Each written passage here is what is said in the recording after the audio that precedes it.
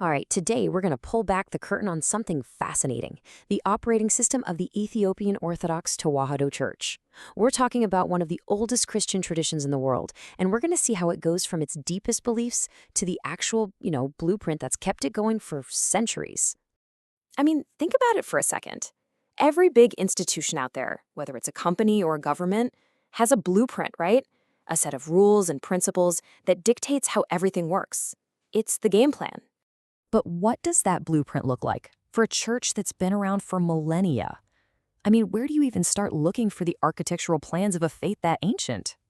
Well, it turns out the whole thing, the laws, the leadership, all of it starts with just one word: dogma.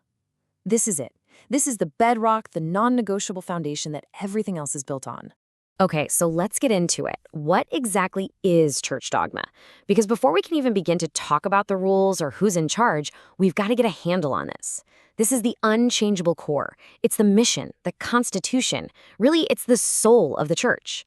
So, this definition comes straight from the church's own teachings, and it's super precise. It breaks down into this really clear three-part journey. First, a truth comes from God. Then, it's officially formulated or defined by the highest church council, which is called the Holy Synod. And finally, it's preached and taught as a core essential belief. And these four characteristics, they're absolutely crucial. We're not just talking about some good ideas or philosophical musings here.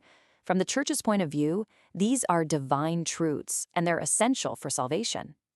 And you're really got to zero in on that third one: unchangeable. That word is the key. It's what makes the entire system make sense. All right, so if dogma is this unchangeable core, where does it actually come from? I mean, it doesn't just appear out of thin air, right? There's a very clear source code for all of these beliefs. It all comes down to these three foundational pillars. You've got divine revelation, which is like a direct message. Then there's the Holy Scripture, the written word. And finally, the Holy Tradition. And that's all the teachings and practices that have been passed down through the centuries. These three things, they're the ultimate authorities. The buck stops here. Okay, so this leads us to a really important question. Once you have these profound, unchangeable beliefs, how do you protect them? How do you build an entire organization that's designed from the ground up to keep those beliefs safe for generations and generations to come? And that is where canon law enters the picture. This slide just lays it out so perfectly. If dogmatic theology is the why, the big mission statement, the core belief, then canon law is the how. It's the operating manual, the organizational blueprint that takes that belief and gives it real, tangible structure. And this quote, which comes right out of the church's own legal outline, just nails it. It says, "Canon law is fundamental for the organization and administration." See, the law isn't some separate bureaucratic thing. It exists to give the faith a practical, working form. This is the exact moment that a belief turns into an institution that can stand the test of time. All right, so we've established that canon law is the operating system. So what does that OS actually do? What kind of structure does it build? What does it control? Well, the short answer is pretty much everything. This system covers the most sacred, spiritual things, like administering the sacraments. But it also gets into the really practical, day-to-day stuff: managing personnel, looking after church property, handling disciplinary issues, and even spelling out the rights and duties of every single member. It's the whole shebang. And to manage all that, the canon law lays out a super clear chain of command. It's a very distinct top-down hierarchy. You've got the Holy Synod at the very top. Then comes the Patriarch, followed by a smaller standing synod that handles more regular business. And from there, it flows down to the regional diocese and finally to the local parish church you might see down the street. Now, this is the really critical part to remember. At the absolute peak of this entire structure is the Holy Synod. According to the church's own laws, it is the final supreme authority, period.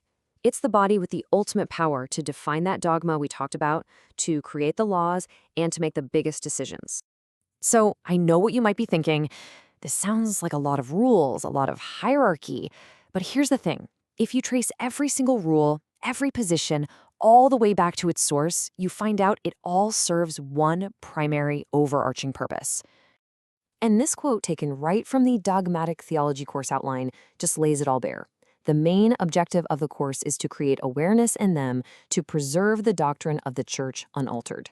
It's right there in black and white. The goal isn't really about innovation or constant change. It's about preservation. It's about making sure that doctrine stays unaltered through the ages.